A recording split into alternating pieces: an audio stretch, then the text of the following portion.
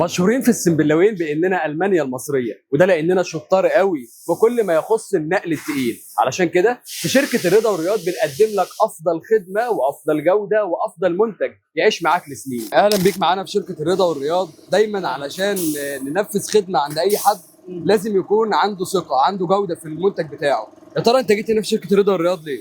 لا، الجودة هنا عجبتني والشغل عجبني ويعني شفت الشغل معمول فجيت عشان اعمل العربية بتاعتي. انت شغال على الطريق بقالك فتره كبيره، فبالتالي انت عارف كل الناس اللي بتقدم الخدمه دي. مين اللي رشح لك الرضا والرياض؟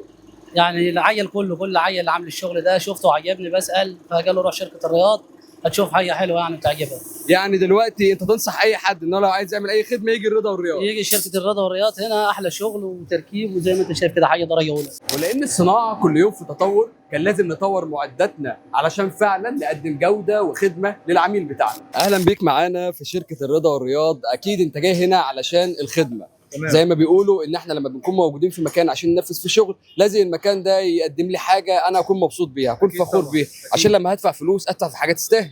فقول لي كده، انت جاي تعمل النهارده ايه في شركه الرضا والرياض؟ والله انا جاي في شركه الرضا عند الاستاذ احمد، راجل محترم، واحنا عجبنا شغله بصراحه، وشفنا شغل عند الاستاذ احمد حسن ميكانيكي وهو اللي بعتنا هنا. فان شاء الله احنا جايين على التنفيذ، يعني على السمعه والسيره الطيبه. الاستاذ احمد راجل محترم وصنعه ما فيش بعد كده ان شاء الله باذن الله. قول لي كده، انت هنا اللي هتعمل ايه النهارده في العربيه بتاعتك؟ انا ان شاء الله هعمل الماسوره الدعامه اللي هي تحت والماسوره بتاع حرف الاتش اللي فوق اللي هي على طقم الفوانيس، وان شاء الله العتب اللي هو على التانك والكلام ده يعني دلوقتي تنصح اي حد لو عايز ينفذ حاجه في العربيه بتاعته يجي شركه الرضا والرياض؟ اكيد طبعا. الشغل بسم الله ما شاء الله، احنا هنا من الصبح عمالين نتفرج على الشغل، العربيات اللي اتقفلت قبل مننا حاجه الله اكبر عليها بصراحه.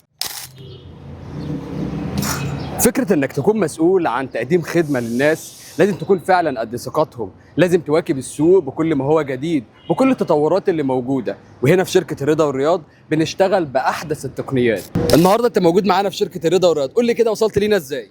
شفت عربيه واقفه قدام الشركه بتاعتكم وعجبني الشغل في عربيه، فعشان كده انا سالت وتوصلت للمكان وجيت عملت الشغل، عجبتني الجوده وعجبني الشغل. انت النهارده موجود معانا، قول لي كده، حاسس ان الشغل اللي بيتنفذ او اللي بيتركب للعربيه بتاعتك فعلا يستاهل الفلوس اللي هتدفعها؟ طبعا يستاهل، ان حاجه حلوه وتركيب يعني حاجه جميله وجوده عاليه.